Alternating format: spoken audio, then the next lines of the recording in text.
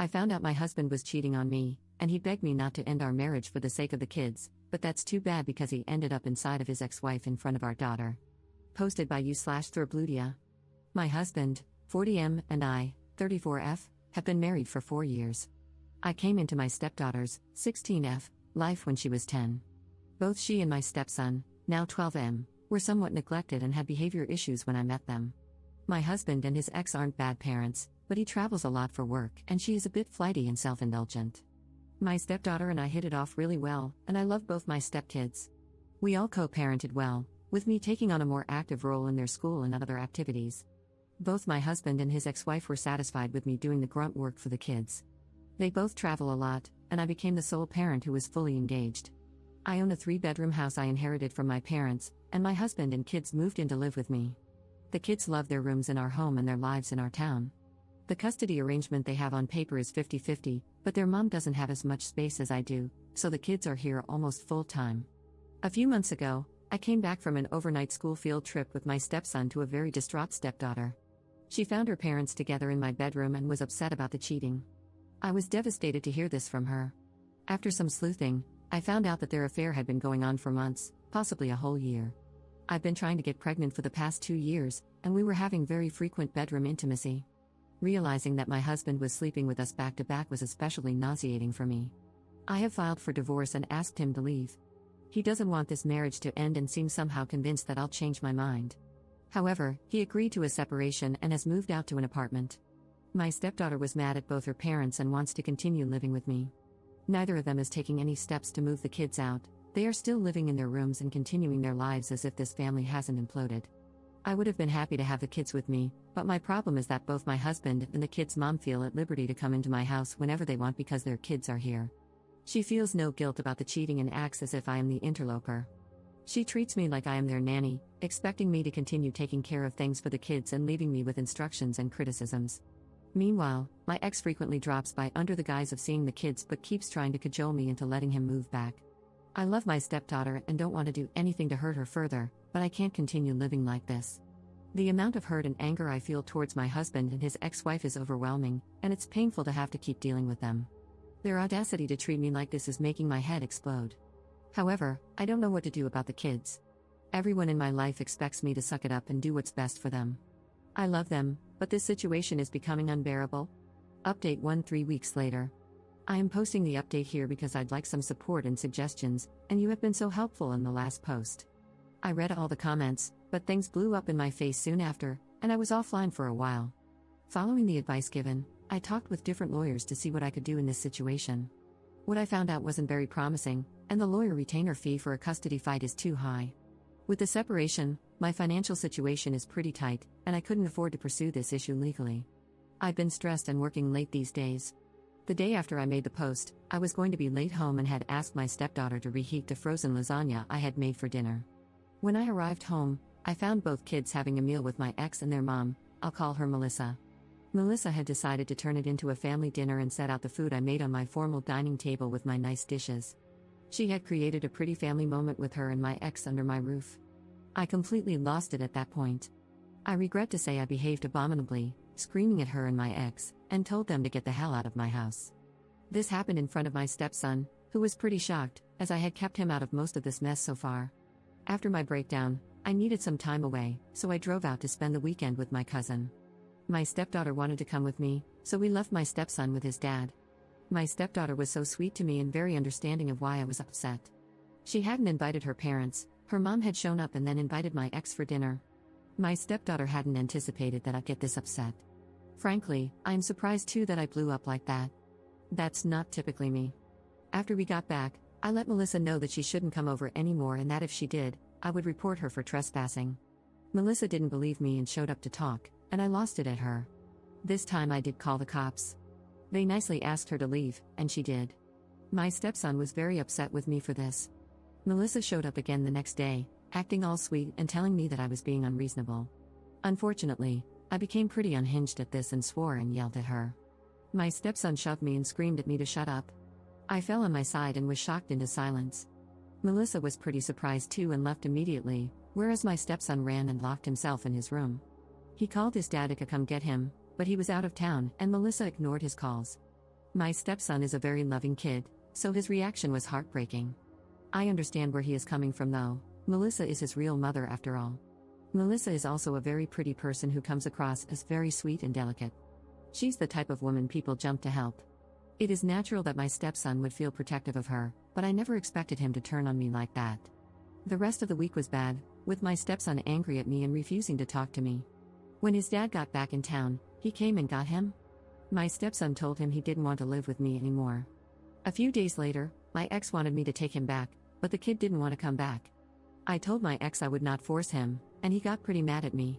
He wanted me to fix the situation somehow. When I refused to make my stepson stay with me, my ex became pretty mean. He said a lot of ugly things, the worst being that he's relieved I didn't get pregnant because I'd make an awful mother. I was afraid of things turning out this way, but I've got my ex and Melissa out of my house, and that is a relief. My stepdaughter is going to live with me until she moves out to college.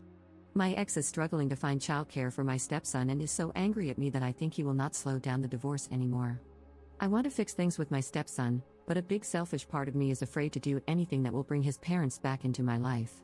I really don't understand Melissa's actions and motivations in all this. She wanted to sleep with my ex, and I had walked out of the picture, so it was all hers. If she wanted her kids, there wasn't anything I could do about that.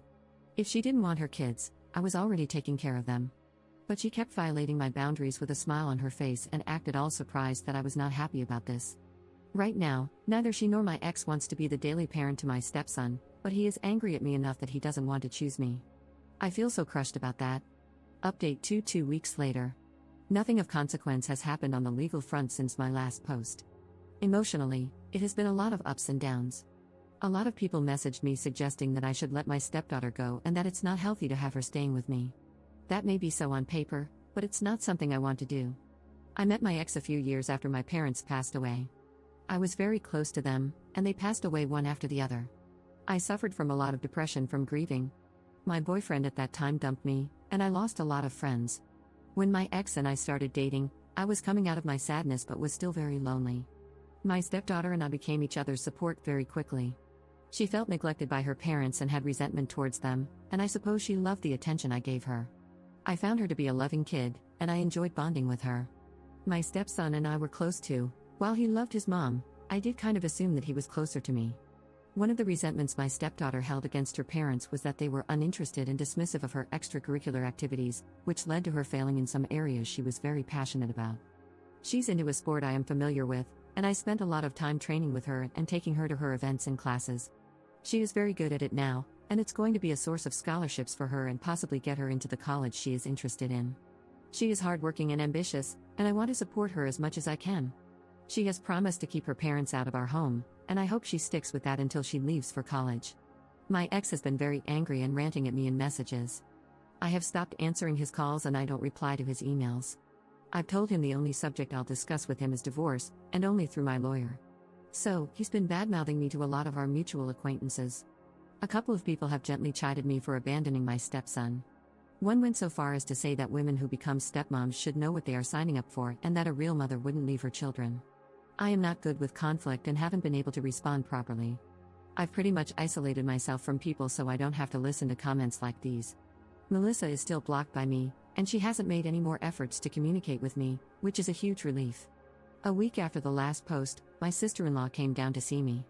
She lives 3 hours away, so I was pretty apprehensive about her driving all the way here to talk to me. I asked to meet in a restaurant, and she agreed. I was also worried about talking to her because, while she has been polite and nice to me, she was and still is Melissa's friend. She told me my ex had urged her to talk to me about my stepson, and she completely disagrees with him about that. She said I've been a great stepmom to my stepson, but he's not my responsibility. My ex was honest with her about his affair, and she supports me getting divorced. She said a lot of supportive things to me about moving on and looking after myself and also thanked me for continuing to take care of my stepdaughter. That was nice, but then she added that she wasn't surprised by the affair at all. She was surprised that my ex married me.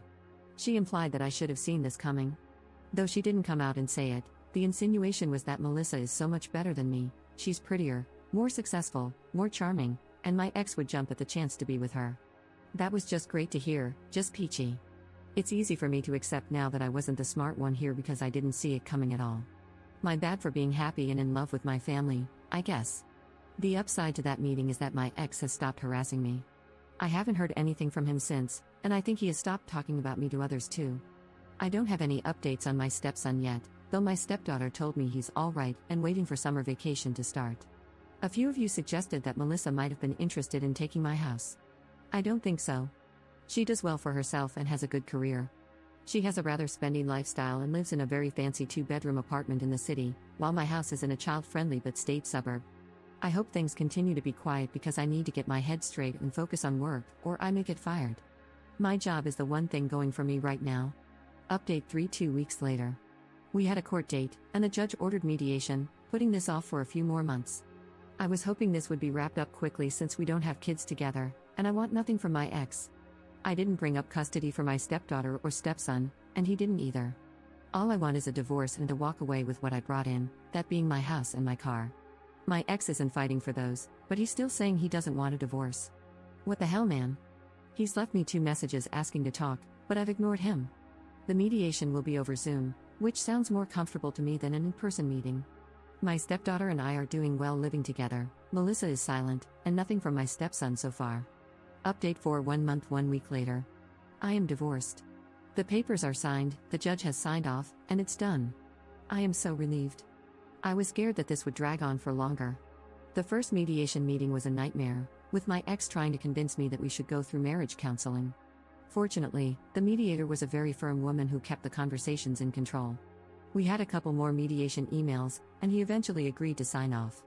I was still nervous about how it would go today, but my ex played nice and signed off on everything. A very nice surprise was that he voluntarily gave me our entire joint savings account. I was not expecting that. I had asked for half of it, though in reality, he had contributed more than I did. I would have been okay with taking just my portion, but he surprised me by giving me all the money. It was our emergency savings, so not a huge amount but a nice high 5-figure number. I am so relieved about it. Money has become tight with lawyer fees and changes, and this helps a lot. Emotionally, it made me feel better about myself. I may be wrong, but my heart wants to read this as his acknowledgement that he screwed me over and that I deserve something back. Update 3 months 2 weeks later. Okay, not really an update, more like a vent. I can write things down here that I can't talk about in real life. I'm making a big show of being happy, social, and carefree to people in real life, but honestly, I am so damn miserable and sad. The first couple of months, I soldiered on out of pure spite and determination to remake myself, but it's devolving into sadness.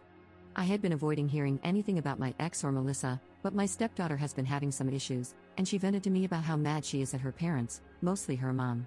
My ex and Melissa didn't last long. They were having fights and issues well before my divorce finalized. Melissa immediately started dating someone else, and from what I hear, she's happy in this current relationship and is so into it she hasn't even met either of her kids in the past 2 months, only video calls.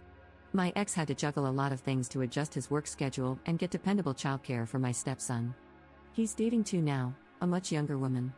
My ex and Melissa used to co-parent well, but I guess I was the one really doing that because right now they hate each other and hardly ever talk. One would think that would make me happy, seeing them fall apart from each other, but it only makes me angrier. My life was ruined, the kids' happy home was destroyed, and for what?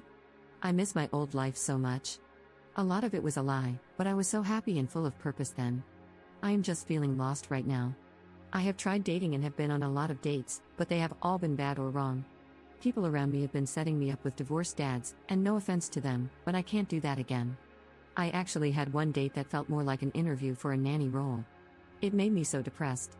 My stepdaughter is doing great though, and that brings me a lot of joy. I am a little scared of the time, soon, when she'll move out and it'll be just me in this big house. I've talked to my stepson on the phone a couple of times. That boy has grown up and changed so much it feels like we were separated for years. He's going to come for a sleepover during Halloween weekend, and I am pretty excited about that. My stepdaughter was going to babysit him at my ex's place while he travels, but I okayed having him with us since it's Halloween. Update 2 years later. I don't know if anybody will see this update after all this time, but I had left this on a sad note a couple of years ago, and that doesn't feel right. I had stepped away from Reddit because I was getting quite a few negative messages. Some people were making fun of me and calling me names. Most of you have been so amazing and helpful, but a few mean messages still got to me. My life has been good since then. I stopped dating and gave up on online apps. I did well making a few friends and staying busy with an active life, a good career, and hobbies. Eventually, I met my current partner on a hiking trip. My daughter has been a constant ray of sunshine in my life, and we are very close.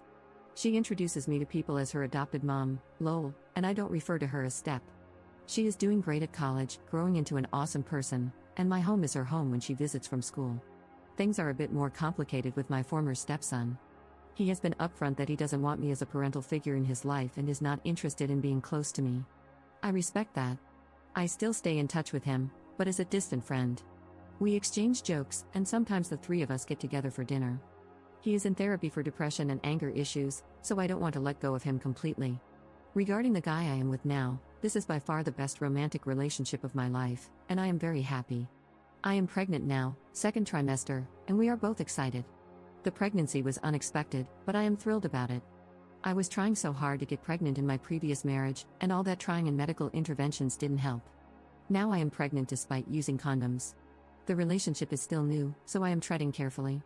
One of the best parts is that his family is amazing. His parents are very sweet and accepting people who already treat my daughter as their grandchild and are very excited about the baby.